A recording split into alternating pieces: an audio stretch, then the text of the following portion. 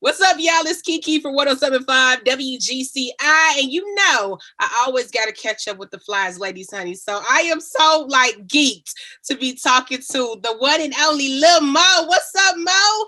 What's up, Keke? Do you love me? Are you riding? Yes. How are you? Yes, girl. I was like, I gotta get Mo, man. I know I see you dropping new music. I was like, I gotta get her before it's too late. Like, I gotta get my chance with Mo. So I'm excited to talk to you today, sis. How are you? Thank you. I'm doing good, but how about you? I'm hanging in there, girl. I'm not gonna lie. I'm ready to go outside. You know what I'm saying? I'm ready to You and me both, but it is what it is. We all trying to make best of the situation. But soon as outside open up, it's up and it's period. stuck. Period. Yes. Yep.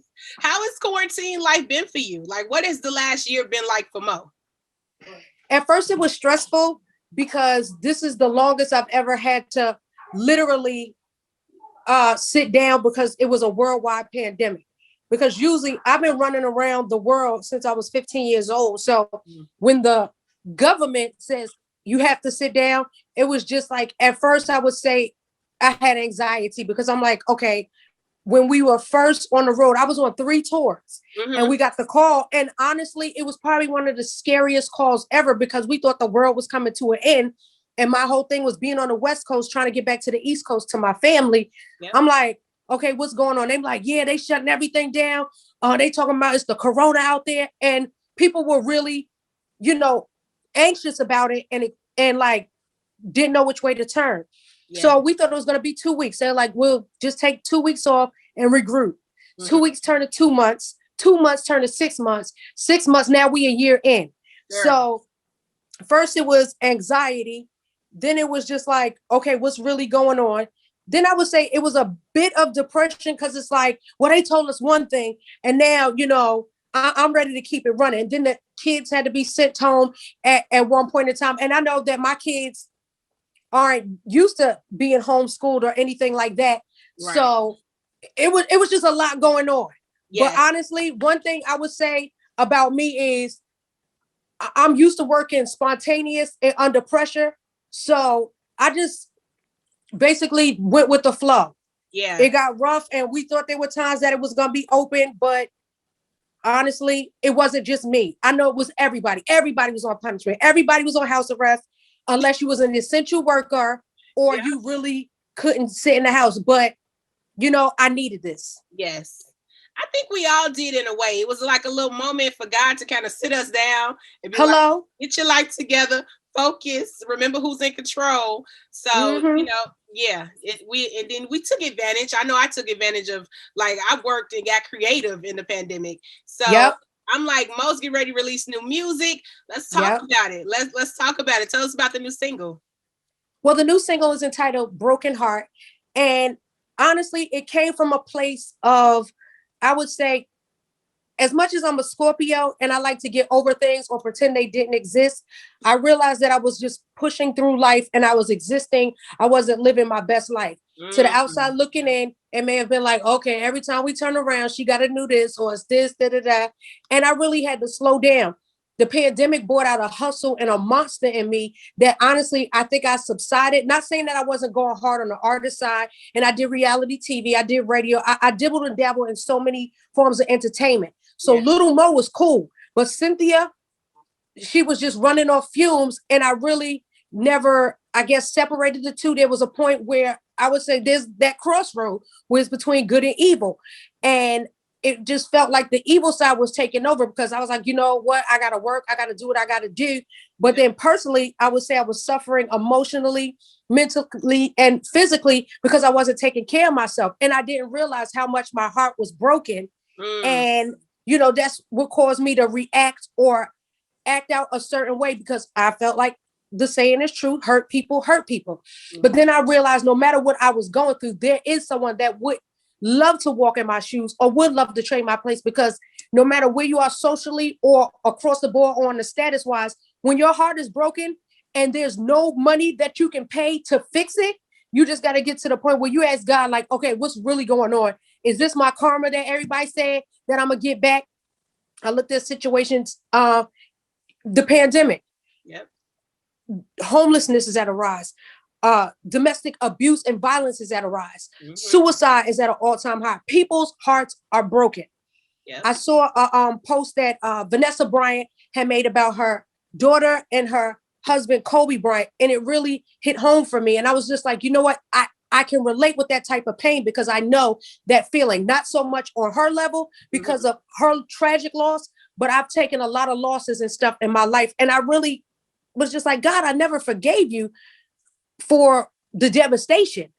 But you get to a point where you're like, you know, I don't think God will bring you to it if he's not going to bring you through it. And you just have to know how to get to that point where accept what God allows and you just like push through that storm. Everybody's going through something. Yes. Everybody. Yes. The rich people, the poor people, the middle class, everybody. Yes. So I can't act like I'm exempt from karma.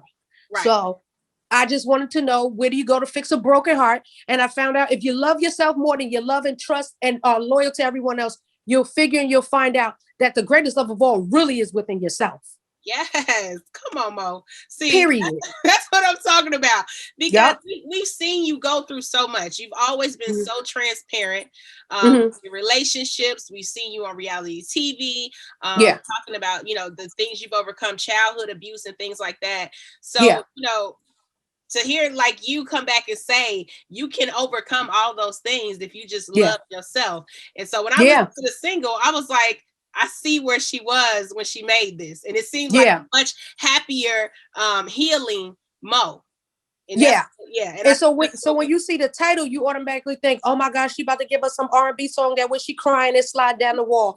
I've never been one of those type of people that have wanted to project that type of pain. I realized that my voice, it has a distinct sound and my vibrato has a very healing tone within it. So I wanted people to see and hear and honestly use the song as therapy.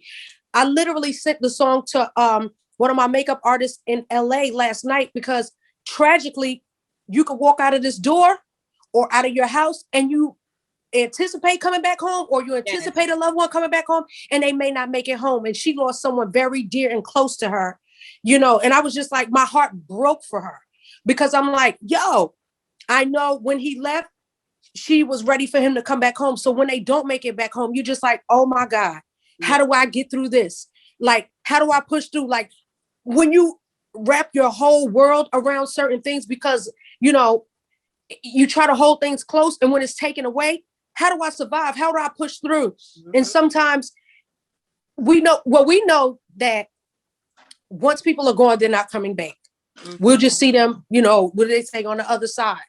But to live with those good memories that you may have had of someone, or like that good song that gets you through, it's like, yo, like that song made me, you know, remember when you were here. And just like, we all have to find that thing that helps us get through, period. Yes. So what was that thing for you? I know you. The thing for me was, well, we recorded the song actually on my birthday in 2020.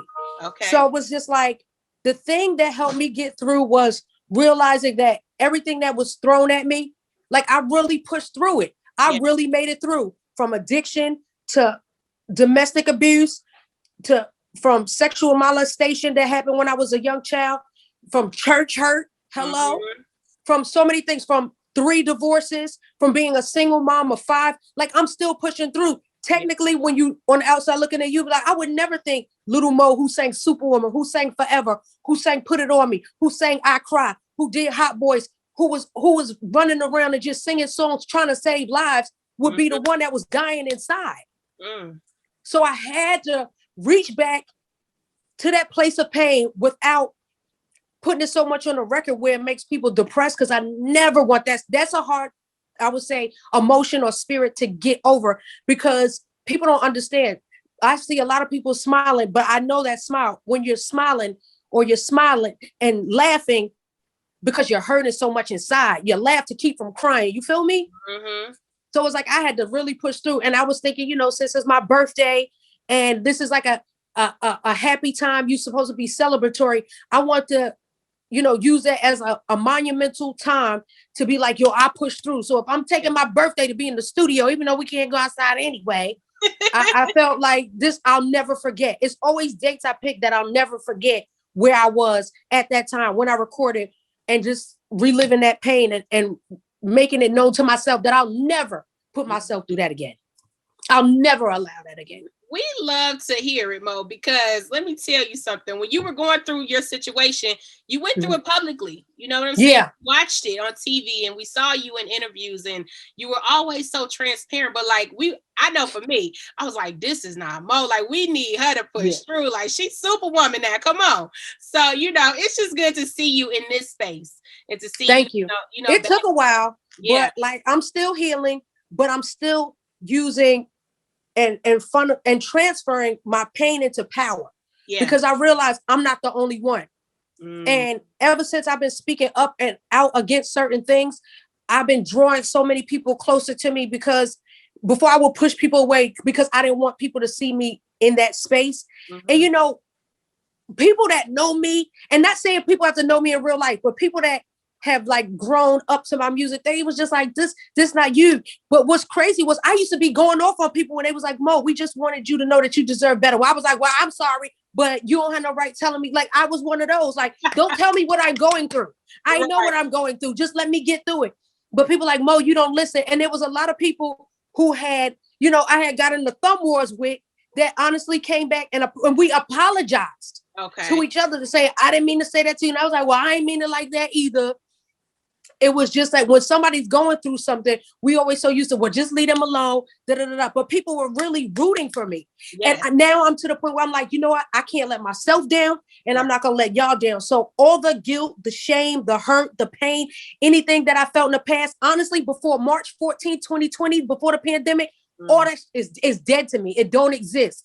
I'm literally a whole new person. No clone. Hello. You ain't Gucci. Hello. Because they be saying, they cloning people. But listen, it's the real me. And I'm just so glad for a chance at a reinvention and a whole new glow. Yes. I can't wait to see where it's going, Mo, because I just know you always working. You always have been working throughout. Yeah, now I got these kids. I ain't got no choice. Nobody told me that kids were so expensive. Like I saw my mom and them, like it was 4 of us growing up. And plus we had cousins. Everybody stayed at our house growing up. Our last name is Loving. So everybody stayed at our house. My mom and dad are real nurturing, real loving, real just their discipline was always just loving. It was never like, sit down. I've never heard my parents curse. I've never seen them drink. I've never seen them smoke. So all the sin I did that of my own volition. So when I was out there running around, I knew better. I just didn't want to do better. Honestly, I'm glad I got it out my system so that my kids get to see the change. You feel me? Yeah, and that's what I want the world to see. And one thing I love too about what the response I'm getting from everything is that everybody's just like, people love a success story and they want to make sure that you're telling the truth and you're not just trying to cap your way in. But I'm here to tell you, everybody in Chicago, by the sound of my voice, I'm not from 63rd. I can't wait to say that. I don't know what that is, but it sounds like it's not a place I need to be from. No, me or you, okay? So hello.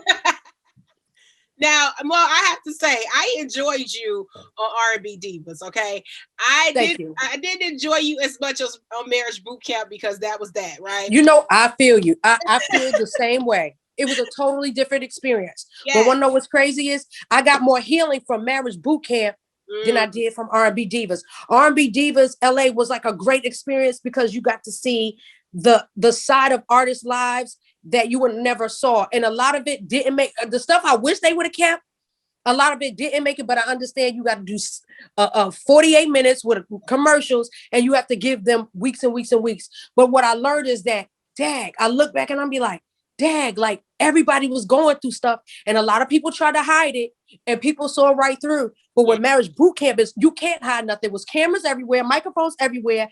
And even if you think you was hiding, them doctors are specifically trained to see what's going on the inside, rather you try to hide it from the outside or be faking the whole time. Like that was honestly more therapeutic for me because I needed to see what everybody else saw so I could fix me. Not that, but me. Right. And I mean, I guess so that was the blessing in that whole situation is that you was really locked down with real doctors. So they have license to like report things and, address certain things, whether it's for the or not. So I guess I could see how that could really be helpful to the situation that you were in. But I'm glad you got past all that. My question is, will we ever get some more reality TV out of Mo? Because I feel like you're made for the screen, honey. So this face needs to be on the tizzle. No. You know what? I have no problem with reality TV, and it's crazy. During the pandemic, I actually got called for about 3 shows that I was just like, at first I was like, yeah, because the coin was cute. But then my manager and my business partner was just like, all money ain't good money. And you don't want to go back from what people forgave you from. Because this world is unforgiving. Listen, it ain't no more gray area in between. Either they rock with you or you cancel.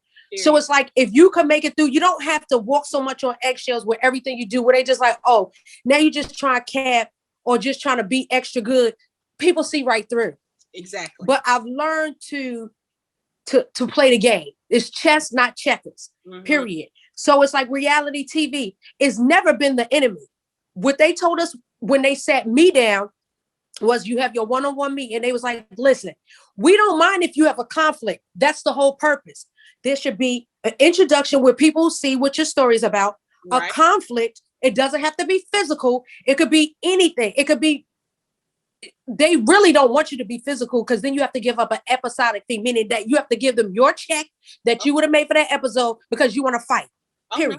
So, and they wanted to have a climax and a resolve. So say like, if I'm beefing with somebody, there has to be a resolution. How did you get through it? Just like with R&B Divas, how we all went through everything, but then at the end, we did the diva logs. It was just like, oh, I get it now. Where you get to leave it all on the stage. So by the end of the reunion, you get to hash out what your differences was, because I'm going to go to the next same problem, traveling and trailing. People have the same beef. I'd be like, no, sis, it's not them, it's you. And so one thing I've learned is, when you do reality TV, you have to take accountability for whatever they find out. It may change. The narrative may change from what you sat down and told them you wanted your story to be. And you have to be ready, because there are a lot of shows that still film continuously while it's airing. And you just have to be ready for people to come out the woodworks. You have to be ready for people to pop up. You really have to be ready for people to pop off. But at the end of the day, as an adult, you should know how to carry yourself enough to, okay, we're supposed to be teaching the outside world how we made it through, but people still be going through problems they had from their first season. I'm like, I don't understand that. So I would rather not be a part of that. So if and when I do another reality TV show, it has to be something either adventurous, maybe like what's some shows where they take you out in the wilderness? Because I can't swim. Oh, so like a survivor? It would have to be like a survivor type thing. And I'd be like, you know what, y'all, I give up. I'm just get me off the island. Something like that. Or I would have to do a show where it's like the Little Mo show. But so many people have yet to reveal. And honestly, there's a dark side to everything in entertainment. So I look at a lot of shows that be like, you know what, we ran this course and we just gonna bow out while we up on top. It's a lot that goes on behind the scenes. And I'm glad, honestly, I've never made it that far, because I never wanted to get to the point where I'm at odds or at war with my family can't even make peace with myself. Yeah. I mean, we've seen it. We've seen some of my favorite reality stars are still going through. And I'm like, damn. Yeah. They're deep. But or you ever see when they post people up and they be like, when the checks start rolling, and I'm like, don't count them people pockets, because there's a lot of people who their walkthroughs be more than people get for concerts and shows. So I'm like, don't count them out. But I just understand, like, people just like, okay, new story now. And I never want to be one of those people. That's why I'm glad I took my little break, because people's like, all right, damn, sis, every time you get on a reality TV show, you going through it. And I was like, yeah, it's time to switch all that. We ain't sweeping under the rug, but we throwing that in the trash and we keeping it moving, period. Yes. Now you've done reality, you've done radio, like, girl, how was radio for you? Because I'm a radio head. I'm new in this game, but you know, how was that experience for you doing radio? Radio was a great experience, because I honestly did it, and I got a job at the radio station in Baltimore, because my daughter will be 19 this year. 19 years ago, that's when I had my first afternoon drive show. And I didn't have an air check. People just used to let me fill in, because I grew up watching Martin, and I was like, well, if he could do it on WZUP, then I could do it in real life. And I honestly patterned a lot of the things. I wouldn't say so much of the show, but radio is theater of the mind. So they can't see you, but they have to be able to hear your voice and believe what you're saying. You have to keep people entertained, and you have to be on point. So I was just like, oh, I could do that because I don't like talking for hours and hours anyway. So for 4 hours, you get 15 to 50 seconds to keep people in tune with you, because they constantly switching, but you also know that there are either recycle listeners or listeners that tune in and may turn. So you have to keep the attention. You got to know your stop sets and your breaks. And once I learned the game, because I didn't know it before, I didn't go to school for it. Once Thea Mitchum taught me the game, it's been up ever since. Shout out to the boss, the queen right now. The queen gave me my first job. Like, she taught me the game. Yeah, all us girls look up to Thea, man. She's making moves. It's crazy. But so you survived radio, because radio is its own beast. Yeah, because it take one turn or one time for people to be like, we don't want to listen to them no more. And I'll be like, well, how do other people be lasting 100 years and go to the Hall of Fame? Well, honestly, I love the fact that I can get in, get out, and I can make a call and be on air anytime. So I have a great rapport with radio, but I just know that when I'm doing the artist thing, I just learned to separate the two. Yes. Which one? What do you enjoy more? The music, the TV, the radio? Like, which one would you want to retire doing? Like, music. Of course. Because that's my first love. That's what I dropped out of hair school to do. And the others were just like bonuses. When I put my mind to something, I know I can do it. Yeah. I don't have any formal training, even in singing. I just grew up singing in the choir. So at the end of the day, I just made a career and a living and a great lifestyle from just singing. Using your voice. Yep. Using your voice. And you worked with some of everybody. Like, people don't even know some of the top artists that you worked with. But just off your collaborations alone, I'm like, okay, who would Mo want to collaborate with today? Like, if you could pick any artist today, who would you want to hop on the track with? Man, there's so many, but I'm honestly feeling a lot of these new artists. I love Black. Okay. Raw Wave. It's a couple. I like Post Malone, because I've worked with pretty much everyone. I like Summer Walker, Janae Aiko. I just think that my classic sound would blend good with them. My daughter just put me on. I don't know if I'm saying his name right, so forgive me. Is his name Giveon or Giveon? Yeah, I say Giveon, child. I say Giveon. Whatever his name is, I live. Yes. I live. Yes. Like, like, I love when people just know. Can sing. You feel me? Right. So I like him. And honestly, I'm not trying to clout chase because they from the shop, but I love Little Dirt. I just think, because he calls himself the voice, I call myself the voice. We the voice of the streets. I think that collabo would be crazy. Okay, so, we're putting that out there. Let's put in the atmosphere. Everybody call up the number and tell Dirk I said, because I've known him for years, and we've, seen each other in passing, and I always salute. He always shows love. I love his maturity. I love the way he's changing the game. I love that he's finally getting his things. Yes. You feel me? So I always feel that there are just certain people that I want to work with, not because they popping right now. I've been wanting to work for a while, but I understand they were like, I was just getting myself together. So I'm glad that we're both at a point where, everyone knows our music and our sound. I think that would be lit. Okay, that's it. Y'all don't need no other artists. I want the Dirk and Mo collab. I'm putting it out there. Dirk is a good, let's make that happen. Yes. So that has to happen. Okay. Get into existence. That's what I did at a young age. So I might as well do it while I'm grown. Yes, girl. Yes. Now, people don't know, when you were doing all them like dope ass hooks and songs and like making Ja Rule pop, like, not that Ja Rule is Ja Rule, but you took Cry to another level, right?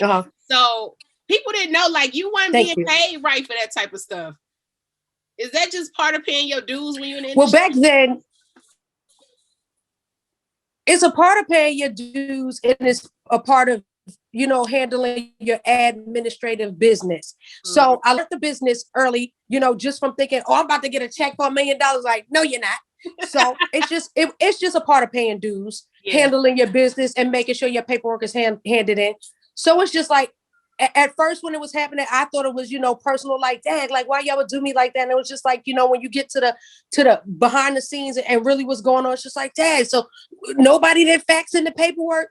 But now when I say I'm on top of everything, Girl. No stone goes unturned this go round. Yes. See, young artists, I only bring that up because I know a lot of young artists don't realize that. Even me, like, just being young in the game, you just eager to work. So you'll do anything. You just be excited. Yes. And just want people to believe in you. You would think that people is going to automatically, or no, do it yourself. Even when stuff pops up and people do an ad lib of mine, my admin be on it. Did you clear this? No. Did y'all? Nope. Take it down. Period. Now, Mo, have you checked out any of the Verzuz battle? Which one has been your favorite?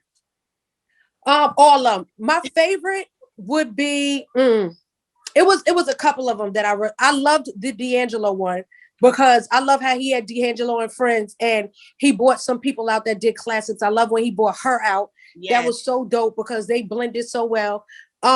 I love when Fab and Jada was battling. Honestly, all of them were I think they were all really good. I can't wait to see the upcoming ones. I love when Teddy Riley and Babyface went at it, because I love, even though Teddy Riley Wi-Fi was going awry, we still knew that when he played Remember the Time, I was like,